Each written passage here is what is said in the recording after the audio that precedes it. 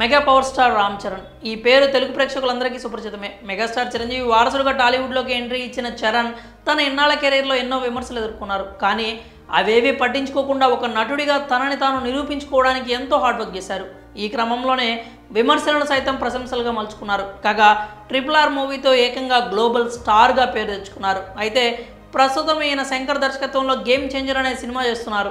ఈ చిత్రంపై చరణ్ ఫ్యాన్స్కు మొదటి నుంచి భారీ అంచనాలు నెలకొన్నాయి. ఇక శంకర్ కూడా ఫ్యాన్స్ అంచనాలకు ఏమాత్రం తీసుకోకుండా ఎంతో ప్రతిష్టాత్మకంగా ఈ సినిమాను రూపొందిస్తున్నాడనే విషయం మనందరికీ తెలిసిందే. ఇక ఈ సినిమా పట్టాలపై ఉండగానే రామ్ చరణ్ ఉప్పెన డైరెక్టర్ బుచ్చిబాబుతో RC16 సినిమా చేస్తున్నట్లు ఇప్పటికే ప్రకటించారు. ఈ సినిమా క్రీడా నేపథ్యంలో రాబోతోందనే టాక్ అయితే నడుస్తోంది. అంతేకాకుండా ఇందులో రామ్ చరణ్ కబడ్డీ ప్లేయర్గా నటిస్తున్నారనే వార్తలు కూడా వస్తున్నాయి. ప్రస్తుతం ఈ చిత్రానికి సంబంధించిన ప్రీ ప్రొడక్షన్ వర్క్ జరుగుతోంది. ఇదిలా ఉంటే తాజాగా ఈ సినిమాలో నెగిటివ్ షేడ్స్ ఉండే కీలక పాత్ర కోసం ఏకంగా బాలీవుడ్ స్టార్ హీరో జాన్ అబ్రహాంని తీసుకున్నారని తెలుస్తోంది. ఇందులో అతని రోల్ చాలా వైవిధ్యంగా ఉంటుందట. నిజానికి జాన్ అబ్రహాంను తెలుగులో సినిమా చేయమని గతంలో అడిగితే చేయనని తెగేసి చెప్పేశాడు. తాను హిందీ నటుడినని, ప్రాంతీయ భాషా చిత్రాలు చేయనని, వేరే హీరో సినిమాలో సెకండ్ హీరోగా చేయనంటూ కామెంట్ చేశాడు.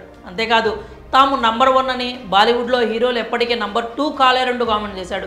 అప్పట్లో ఈ వ్యాఖ్యలు తీవ్ర దుమారం రేపిన సంగతి తెలిసిందే. నెటిజన్స్ కూడా బాగా ట్రోల్ చేశారు. దీంతో ఈయనకి యాటిట్యూడ్ ఎక్కువ అనే కామెంట్స్ కూడా వినిపించాయి. అయితే మన తెలుగు టాలెంట్ మెచ్చి బాలీవుడ్ హీరోలు మన తెలుగు దర్శకులతో పనిచేయడం కానీ, తెలుగు సినిమాల్లో కీలక పాత్రలో నటించడం కానీ చూస్తూనే ఉన్నాం. అజయ్ దేవగన్ నటించిన RRR మొన్న వచ్చిన యానిమల్ మూవీలో ఇందుకు ఉదాహరణగా చెప్పాలి. ఎలాంటి యాటిట్యూడ్ చూపించకుండా బాలీవుడ్ హీరోలు తెలుగు సినిమాలు చేస్తున్నారు. కానీ జాన్ అబ్రహం లాంటి వాళ్ళు మాత్రం ప్రాంతీయ సినిమా అని చులకన చేస్తున్నారు. అయితే ఇప్పుడు రామ్ చరణ్ సినిమాలో నెగిటివ్ షేడ్స్ ఉన్న పాత్ర కోసం ఓకే చెప్పినట్లు తెలుస్తోంది.